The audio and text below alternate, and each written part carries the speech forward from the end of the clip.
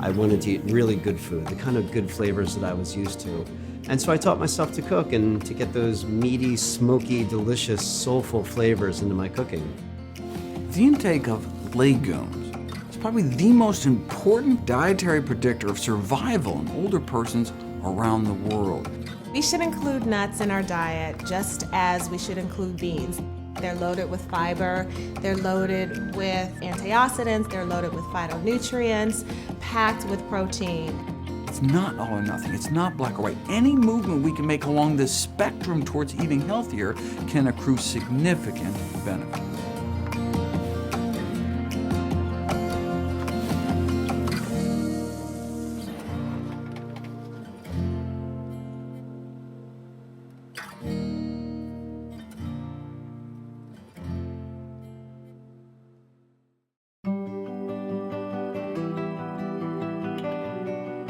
Protein is a fundamental building block of life. We need it to develop and maintain our bones, muscles, and skin, to move oxygen to our lungs, and fend off disease.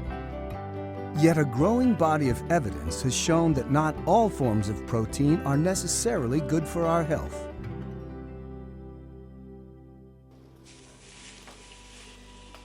Research has shown a surprising link between the amount of animal protein most Americans currently consume and the rise of many chronic diseases. Two long-term Harvard University studies found that eating more red meat, in particular, was linked to greater risks of death from cardiovascular disease and cancer. One of the most landmark studies done, published in Cell Metabolism, followed thousands of men and women for 18 years and found that those who ate the most protein had 75% increased risk of dying prematurely, fourfold increased risk of dying specifically from cancer, but not all proteins, specifically animal proteins. What we think is going on is that the consumption of animal protein, meat, egg white, and dairy protein, increases levels of something called IGF-1 in our body, which is a cancer-promoting growth hormone involved in the acquisition and progression of malignant human tumors. So that may explain why some of the largest studies on diet and health in history found that the incidence of all cancers combined was significantly lower among those eating more plant-based diets. Despite the proven advantages of plant-based diets, eliminating commonly consumed forms of proteins such as cheese, meat, and milk can be a challenge. Fortunately, one of the most potent sources of protein sprouts from beneath the ground. For thousands of years, cultures around the world have relied on legumes, a class of vegetables that includes beans, lentils, and peas, as a major source for protein and other vital nutrients.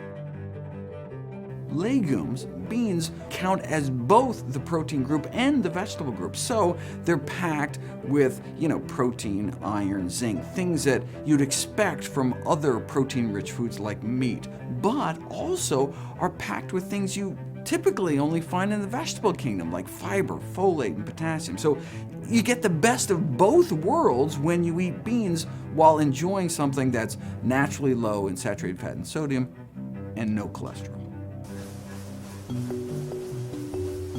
One recent study found that eating just a cup of beans, chickpeas, or lentils each day for 3 months could slow a person's resting heart rate as much as spending 250 hours on a treadmill, a major factor in reducing the risk of dying prematurely. The intake of legumes, which are beans and split peas and chickpeas and lentils, is probably the most important dietary predictor of survival in older persons around the world.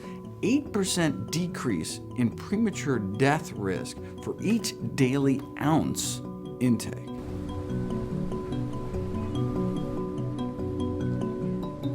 If you look at the so-called blue zone areas, the areas around the world with the greatest longevity, the most people that live over 100, the one thing that all those areas share is legumes, actually. They eat bean-rich diets. And so whether they're talking about the Okinawa Japanese, we're getting soybeans in their diet, or Blue Zone in Loma Linda, California, they're all eating beans as an important component of their diet.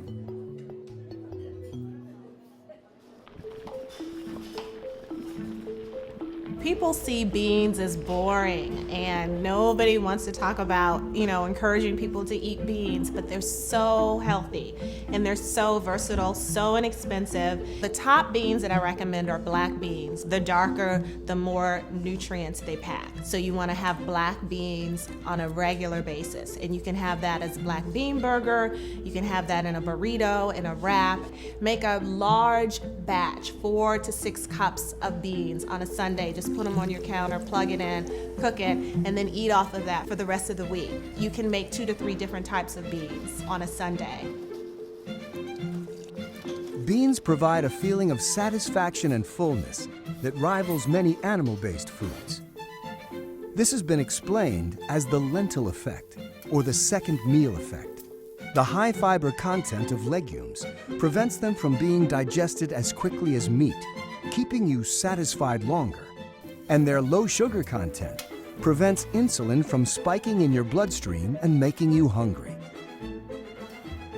Legumes in general, like beans or lentils, are one of the lowest glycemic index foods out there. So for example, if you eat beans for supper, the blood sugar spike you get for breakfast the next morning, even if you don't eat any beans in the morning, is lower than if you hadn't been eating beans the night before.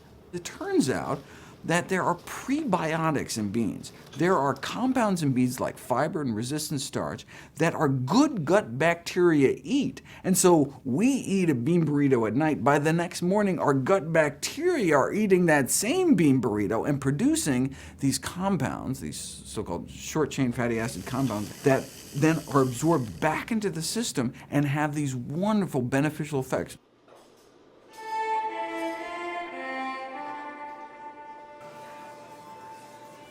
Chef Rich Landau is part of a revolution to move beans and other plant-based foods to the center of our plate through more creative cooking.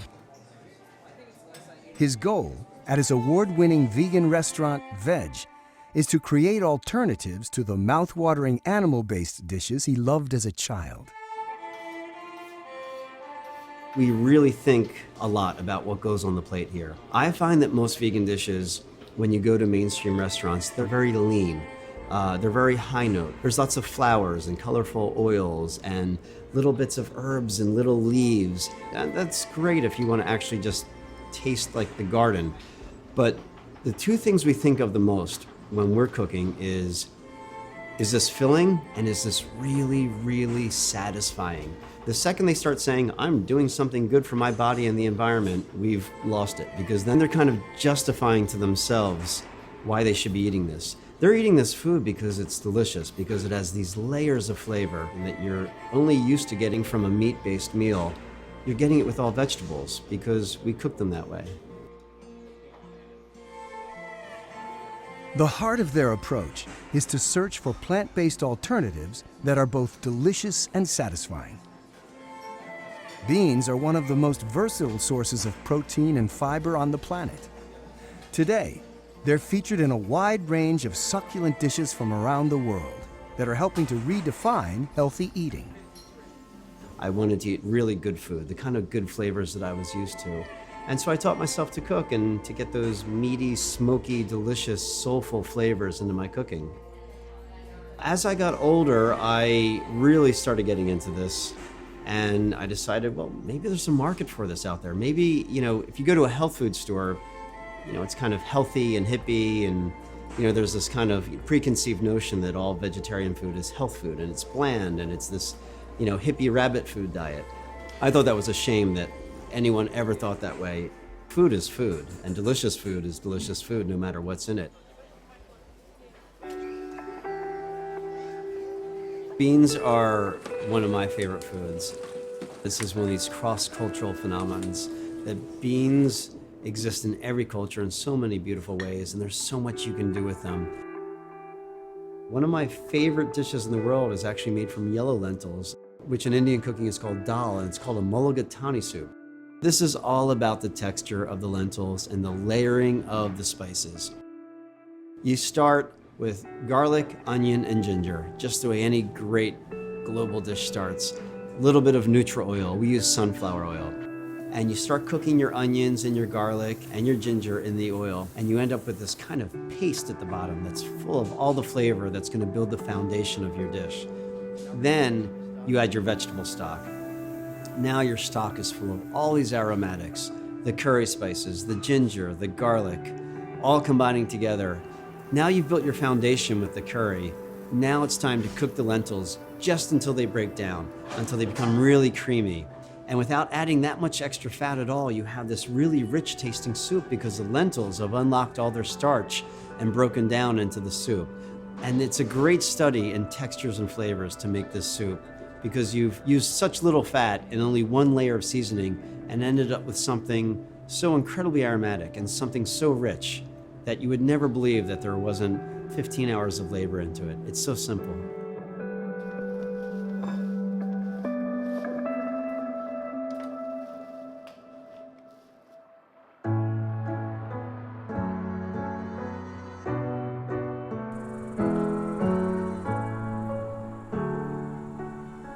Nuts are another rich and satisfying source of healthy plant-based protein. They've been a staple in the human diet for hundreds of thousands of years. But only recently have scientists started to quantify their many surprising health benefits. The famous Predimed study found that adding just a small palmful of nuts to one's daily diet for a few years can cut one's stroke risk in half. Simple ounce of nuts, a palmful of nuts a day, is not just associated with better health, but have been proven to improve health outcomes. Nuts are relatively high in calories and fat compared to most plant-based foods. But recent studies have shown that routinely consuming them could actually reduce your risk of gaining weight or becoming obese. They found that nut eaters actually tend to be slimmer, smaller waist, lower body mass index than people that don't eat nuts, and so they started doing interventional trials where we actually add nuts to their diet. You just give people, say, here, eat these handfuls of nuts, add them to whatever else you're eating, and never once did we get the expected weight gain from all those extra calories. Nuts are a potent source of vital nutrients in a plant-based diet. Specific nuts appear to protect against DNA damage, suppress inflammation and cancer, and reduce the risk of heart disease. Just a few servings a week may even help us extend our lifespan. We should include nuts in our diet just as we should include beans. They're loaded with fiber, they're loaded with antioxidants, they're loaded with phytonutrients, packed with protein. Some you may find harder to digest than others, so find what you like, what works best for you, and you can soak them. The harder nuts, almonds, you can soak them overnight to make them softer. You can add them to your smoothies. You can soften them by throwing them in your food, in your stir fries. Anything that you would add an animal-based protein to, you can use nuts in the same way. When I look at a dish, I'm thinking, how can I make this healthier? And you can always make anything healthier by adding greens, by adding beans, putting nuts or seeds on your salad. The fat in the nuts and seeds actually helps the absorption of the carotenoid phytonutrients found in all the greens, so you actually maximize your absorption of all the nutrition in a salad if you have a whole food source of fat.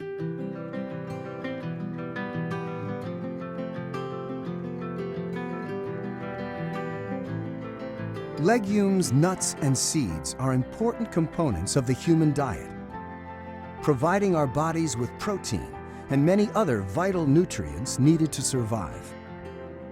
They are a highly flexible and satisfying alternative to animal products, which have been linked to a wide range of serious health risks, and are a critical step in the right direction for anyone considering a healthier plant-based lifestyle. You don't have to go completely 100% plant-based right away. Most people can't do that. but start where you are and try to do what you can at least once a week. Move that up to 2 or 3 times a week, and then try to do it at least once a day, and then go from there. I encourage people to think of this healthy eating transition as kind of a free sample. Just to give it a try for a few weeks and then see how you feel, with the hope that by the end, after 3 weeks, you'll feel so much better. Then you have the internal motivation. It's not someone saying, eat your greens. It's, wow, I feel so much better. You couldn't pay me to go back and eat the way I did before. But it's not all or nothing. It's not black or white. Any movement we can make along this spectrum towards eating healthier can accrue significant benefit.